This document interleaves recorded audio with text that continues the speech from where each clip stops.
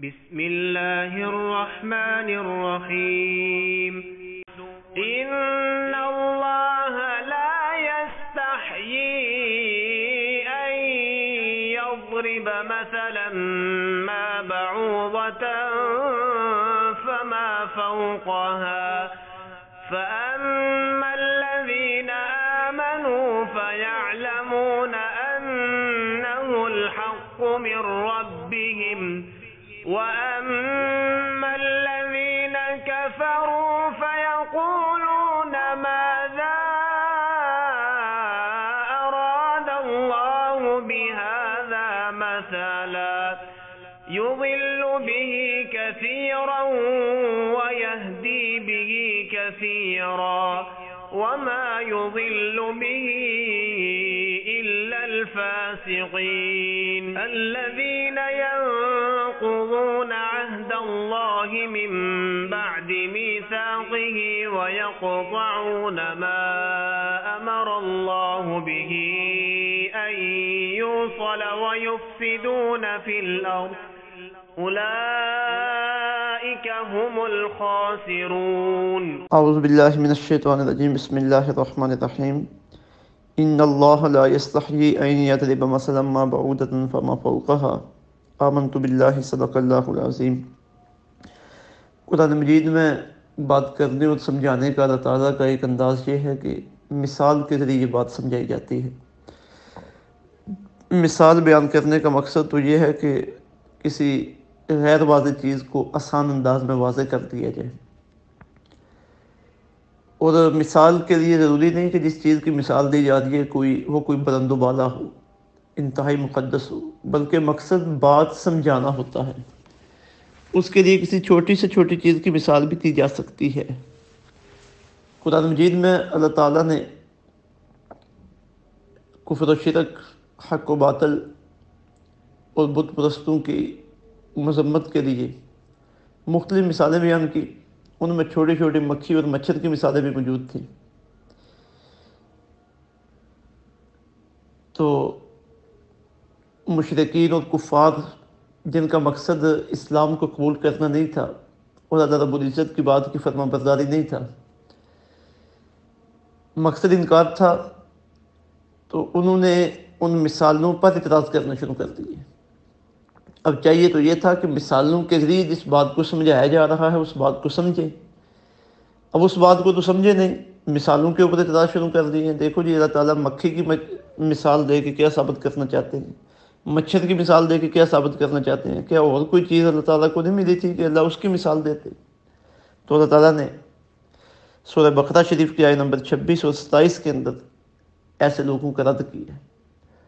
اور فرمایا کہ یہ لوگ اصل میں حق قبول کرنا چاہتے نہیں ہیں، اس لیے یہ حجتیں پیش کر رہے ہیں اور اعتراضات پیش کر رہے ہیں۔ اور فرمایا کہ اللہ تعالیٰ اس بات سے کوئی حیا نہیں فرماتا کہ وہ مچھر یا اس سے بھی کسی کم ترین چیز کی مثال بیان کرے، کیونکہ مثال کا مقصد تو بات سمجھانا ہے، غیر واضح چیز کو واضح کرنا ہے۔ تو پھر فرمایا گیا کہ یہ جو لوگ اعتراضات کرتے ہیں اور حجتیں نکالتے ہیں یہ گمراہ لوگ ہیں، اور جو اہل ایمان ہے یہ مثالیں تو ان کے ایمان میں اضافہ کر دیتی ہیں، وہ ان سے سیکھتے ہیں، غیر واضح چیزیں ان مثالوں کے ذریعے ان کے سامنے واضح ہو جاتی ہیں۔ اور پھر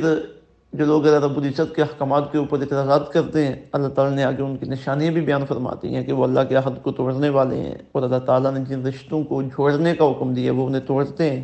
اور زمین میں فساد برپا کرتے ہیں۔ تو ارشاد باری تعالیٰ ہے، ان اللہ، بے شک اللہ تعالیٰ،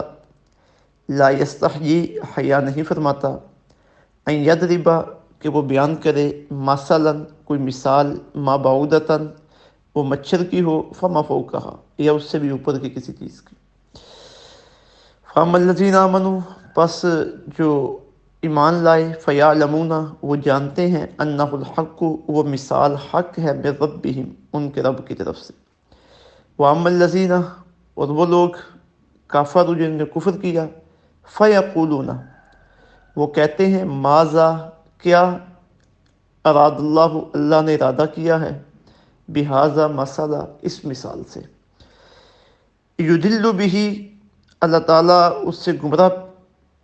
فرماتا ہے، کثیرن بہت زیادہ لوگوں کو، ویہدی بہ کثیرا اور ہدایت دیتا ہے بہت زیادہ لوگوں کو، وما یضل بہ اور گمراہ نہیں فرماتا اللہ تعالیٰ اس مثال سے الا الفاسقین مگر نافرمانوں کو۔ اور وہ نافرمان کون ہے؟ الذین وہ لوگ ینقضون جو توڑتے ہیں عہد اللہ اللہ کے وعدے کو، من بعد اس کے بعد میثاقہ ہی کہ اسے پختہ باندھنے کے بعد، اسے پختہ کرنے کے بعد، ویقطعون اور وہ توڑتے ہیں ما امر اللہ بھی جس کے بارے میں اللہ نے حکم دیا ہے کہ ان یوصل اسے ملایا جائے، ویفسدون اور وہ فساد پیدا کرتے ہیں فی الارض زمین میں، اولئک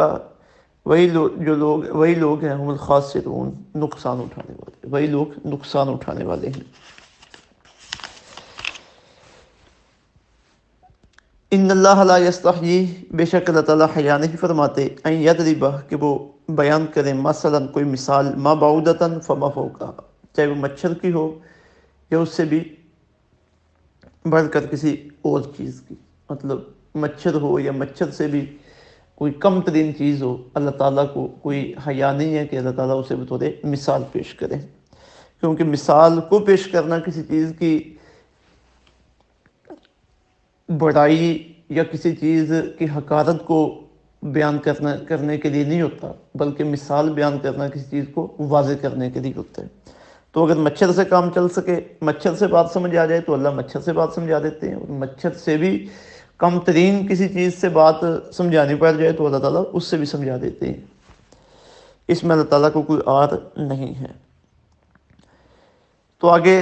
اس مثال کو سن کر اہل ایمان کا جو اطاعت و فرما برداری والا رویہ ہے وہ بیان کرتے ہوئے فرمایا کہ فَأَمَّا الَّذِينَ آمَنُوا فَيَعْلَمُونَ أَنَّهُ الْحَقُّ مِن رَبِّهِمْ جو اہل ایمان ہے وہ جانتے ہیں کہ یہ ان کے رب کی طرف سے حق ہے، یعنی اہل ایمان اس پہ آمنا و صدقنا کہتے ہیں کہ مالک مولا یہ تیری طرف سے ہے، ہم نے اسے قبول کیا، یہ حق ہے۔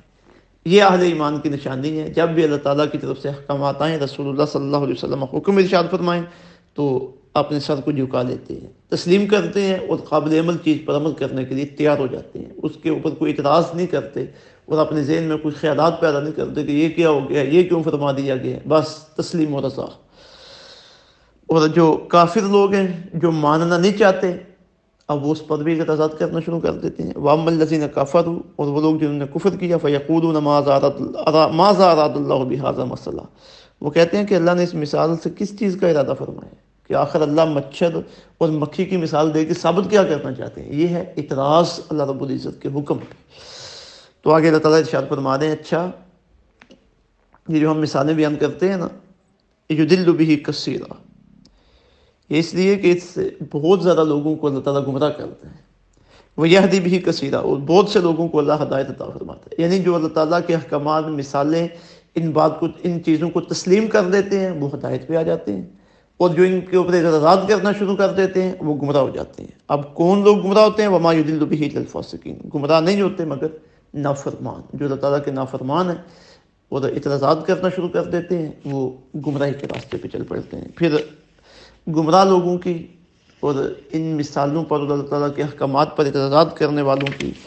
کچھ اللہ تعالیٰ نے نشانیاں بیان فرمائی ہیں۔ الذین ینقضون عہد اللہ، یہ وہ لوگ ہیں جو اللہ تعالیٰ کے وعدے کو توڑتے ہیں، من بعد میثاقہ ہی اسے پختہ کرنے کے بعد۔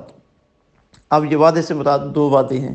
ایک جب عالم ارواح میں اللہ تعالیٰ نے تمام ارواح سے وعدہ لیا تھا الست بربکم میں تمہارا رب نہیں ہوں، تو حضرتوں نے جواب دیا تھا مالکم اللہ تو ہمارا رب۔ اب عالم ارواح میں تو اللہ کو رب مانا، جب دنیا میں آئے تو اللہ رب العزت کو اپنا رب ماننے سے، اپنا خالق و مالک ماننے سے، معبود ماننے سے منکر ہو گئے۔ ایک تو یہ مراد ہے من بعد میثاقہ ہی، یا جس وقت بندہ کلمہ پڑھتا ہے اور کلمہ پڑھنے کے بعد دائرہ اسلام میں داخل ہو جاتا ہے تو دائرہ اسلام میں داخل ہونے کے بعد پھر اللہ رب العزت پر اعتراضات کرے، اللہ رب العزت کے احکامات پر اعتراضات کرے، اسلام پر اعتراضات کرے، تو یہ وہ بندہ جو گمراہ ہو گیا ہے۔ وَيَقْطَعُونَ مَا أَمَرَ اللَّهُ بِهِ أَن يُوصَلَ اور وہ کاٹتے ہیں اس رشتے کو جسے جوڑنے کا اللہ تعالیٰ نے حکم دیا، یعنی اللہ رب العزت کے ساتھ جو ہمارا اطاعت و فرما برداری عبادت کا رشتہ ہے، رسول اللہ صلی اللہ علیہ وسلم کے ساتھ جو اطاعت کا، فرما برداری کا اور محبت کا رشتہ ہے، اس طرح والدین کے ساتھ، رشتہ داروں کے ساتھ حسن سلوک کا رشتہ ہے، اللہ کے نیک بندوں کے ساتھ ہمارے رشتے ہیں، تو اللہ تعالیٰ کا حکم ہے کہ ان رشتوں کو بحال رکھا جائے اور ان رشتوں کو مضبوط کیا جائے۔ تو فرمایا جو گمراہ لوگ ہیں وہ ان رشتوں کو بھی کاٹتے ہیں، اولئک هم الخاسرون، یہی لوگ نقصان اٹھانے والے ہیں۔ تو اب ان دو آیات ترجمات میں ہمارے لیے بھی بڑے اسباق موجود ہیں۔ مثلا پہلا سبق تو یہ ہے کہ رب العزت کے جتنے بھی احکامات ہیں انہیں تہ دل سے تسلیم کیا جائے، کوئی خیال تک نہ ہمارے ذہن کے اندر آئے جس سے ان کے اوپر اعتراض ہو رہا ہو۔ اور دوسرا یہ کہ اللہ تعالیٰ کے ساتھ کلمہ طیبہ کے ذریعے ہم نے جو وعدہ کیا اطاعت و فرما برداری کا، اس وعدے کو آخری سانس تک پورا کیا جائے۔ اور تیسرا کہ جو اللہ رب العزت نے احکامات بیان فرمائے رشتوں کو جوڑنے کے حوالے سے ان پہ عمل پیرا ہوا جائے۔ اور چوتھا کہ کفار، مشرکین، فاسق، اللہ کے نافرمان لوگ، ان کے راستے پر چلنے سے بچا جائے اور اطاعت و فرما برداری کی زندگی بسر کی جائے۔ اللہ رب العزت عمل کی توفیق عطا فرمائے۔ وما علینا الا البلاغ۔